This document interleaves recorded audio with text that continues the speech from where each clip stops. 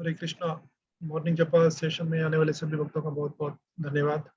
आज का श्रील प्रभुपाद जी का कोट है 1971 Moscow conversation with Professor Potosky. In the Vedic conception of Grastha, householder, it is recommended that a householder shall see that even a lizard living in the room or even a snake living in that house should not starve. They should be also given food, and what to speak of others. इसका हिंदी में अनुवाद है, वैदिक सिद्धांत के अनुसार एक गृहस्थ को देखना चाहिए कि उसके घर में रहने वाली छिपकली तक अथवा यहाँ तक कि सांप भी भूखा ना रहे, उन्हें भी भोजन मिलना चाहिए, और फिर अन्यों का क्या कहना। हरे कृष्णा। हरे कृष्ण प्रभु जी, धन्य प्रणाम। हरे कृष्णा, धन्य प्रणाम। इस स्टेटमेंट में श्री प्रभुपाद करुणा, कंपैशन के सिद्धांत की बात कर रहे हैं। ये बात वो कर रहे हैं प्रोफेसर कटोस्की से मॉस्को में। वहाँ के लोग बड़े एक तरह से निर्दयी से होते हैं, वो जानवरों को, मच्छरों को, मक्खियों को, छिपकली सबको मारकर खा जाते हैं। प्रभुपाद उनको बता रहे हैं कि वैदिक तरीका क्या है। वैदिक जो तरीका है, वैदिक जो सिद्धांत है, वो सबके लिए हमें देखभाल करनी चाहिए। ये हमारा कर्तव्य है वैदिक सिद्धांत के अनुसार। तो करुणा जो है, विशेषकर वैष्णवों का बड़ा गुण है। इससे हमारा हृदय सॉफ्ट होता है, और सॉफ्ट हृदय आते हैं, सॉफ्ट हृदय में अंकुरित होता है। प्रभुपाद जी ने अपने जीवन में दर्शाया हमें कि किस प्रकार केवल ना आत्मा की बात करते थे, वो शरीरों की बात भी करते थे, शरीरों के वेलबीइंग की बात करते थे। एक बार उनके कमरे में एक कीड़ा घूम रहा था, तो उन्होंने अपने एक शिष्य को बुलाया और कहा कि देखो, ये कीड़ा वृक्ष का कीड़ा है, वहां से यहाँ अलग आ गया है, तुम इसे उठाकर इसको वृक्ष पर छोड़ दो, ताकि वहां इसे इसका जो नेचुरल फूड है वो मिले और ये ठीक से रहे। उनकी करुणा को दर्शाता है। इसी प्रकार श्री प्रभुपाद एक बार विदेश से मायापुर आए। रास्ते में उन्होंने देखा कि बहुत से गरीब बच्चे,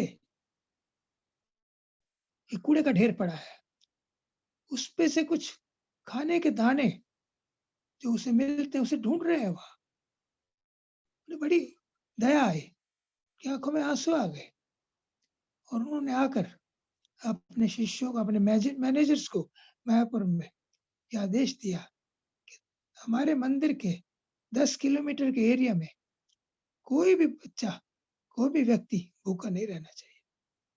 और इस प्रकार हमारा फूड फॉर लाइफ प्रोग्राम चालू हुआ, जिसके अंतर्गत हम निर्धनों को भगवान का प्रसाद खिलाते हैं।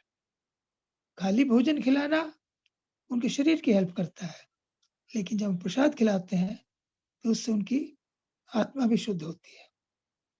प्रभुपाद जी इस बारे में बड़े सतर्क थे।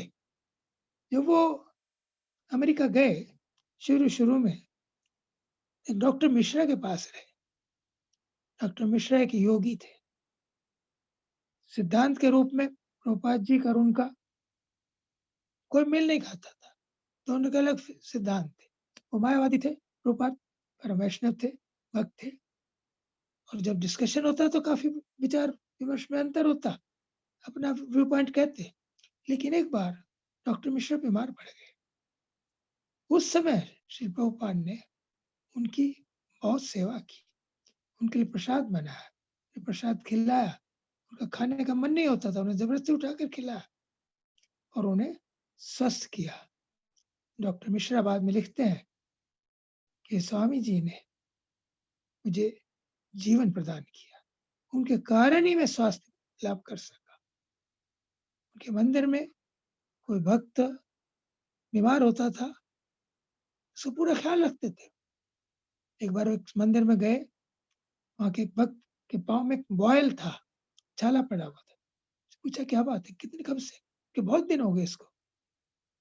तो उन्होंने उसको हल्दी और घी लगाने के लिए कहा और कुछ पैसे दिए कि तुम अच्छी खुराक खाओ, इसका इलाज करो। और वहाँ के जो अधिकारी थे, उनको उन्होंने डाँटा कि आपके अपने भक्तों का देखभाल करना चाहिए।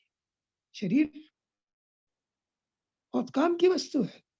कल भी हम योगा उसमें बता रहे थे, जब तक शरीर और मन ठीक नहीं होगा, तो हम भक्ति भी नहीं कर पाएँगे। इसलिए भक्ति करने के लिए शरीर का और मन का होना, माइंड का ठीक होना ज़रूरी है। उपनिषद में कथा आती है, एक व्यक्ति योग की सिद्धि के लिए हिमालय पर गया। 5 साल तक वो तपस्या करता, उसे कोई सिद्धि प्राप्त नहीं। उसने कहा कि ये मुझसे नहीं होगा, वापस आया। रास्ते में उसने एक चूहे को देखा, जिसके बिल के सामने एक बहुत बड़ा रॉक, शिला आकर गिर गई थी और वो अपने दाँतों से उस शिला को काट रहा था, ताकि उस होल को वो क्लियर कर सके। उसने सोचा कि इस कार्य में तो इसको सालों लग जाएँगे और ये पता नहीं तब तक जीवित में रहेगा कि नहीं रहेगा। उससे उन्होंने प्रेरणा प्राप्त और वो दोबारा तपस्या करने के लिए चले। 5 साल फिर बिताया, फिर भी कुछ उन्हें लगा कि नहीं, मैं प्रगति नहीं कर रहा हूँ। दोबारा लौट कर आए, जा रहे थे अपने गाँव, रास्ते में उन्होंने एक व्यक्ति को देखा, जो एक लोहे के सरिये को अपने रुमाल से काट रहा था। रुमाल को आरी की तरह इस्तेमाल करके उसको काटने की कोशिश कर रहा था। उसने इसमें तो बहुत टाइम लग जाए, उससे कहा कि कोई बात नहीं, आई विल डू इट, इसको करूँगा। फिर उसे प्रेरणा मिली, फिर वो गया, फिर से 5 साल तपस्या की, लेकिन फिर कोई फ़र्क नहीं पड़ा। उसने निश्चय किया कि मेरे बस का रोग नहीं है, अपने गाँव वापस आ गया, गाँव में रहने लगा। एक दिन वो गाँव में घूम रहा था, उसने देखा एक कुत्ता, जो किसी व्हीकल से जिसका एक्सीडेंट हो गया था, उसकी टाँग टूटी हुई थी, उसके खून निकल रहा था, वो तड़प रहा था। उसे ऐसा लगता था कि पानी चाहिए। उसने एक बर्तन लिया, पास के सरोवर से जाकर पानी भरकर लाया, उस कुत्ते को पिलाया। कुत्ता गटागट पानी पी गया। दोबारा वहाँ गया, दोबारा भरकर लाया उस बर्तन को, फिर उसे पिलाया, फिर वो फटाफट पी गया। तीसरी बार वो गया, तीसरी बार जब भरकर लाया, तो उस कुत्ते की जगह उसके गुरु खड़े थे। ने कहा कि अब तुम्हारे मन में दया का भाव उदय हुआ है, इसके कारण, करुणा के कारण अब तुम सिद्धि प्राप्त कर सकते हो, अब तुम जाओ तपस्या करो। तो व्यक्ति फिर गया और फिर उसे शीघ्र ही सिद्धि प्राप्त। तो करुणा का जो भाव है, ये बहुत महत्वपूर्ण है। वैष्णव पर दुख दुखी, हर किसी के दुख में दुखी होता है, किसी को दुखी देख नहीं सकता।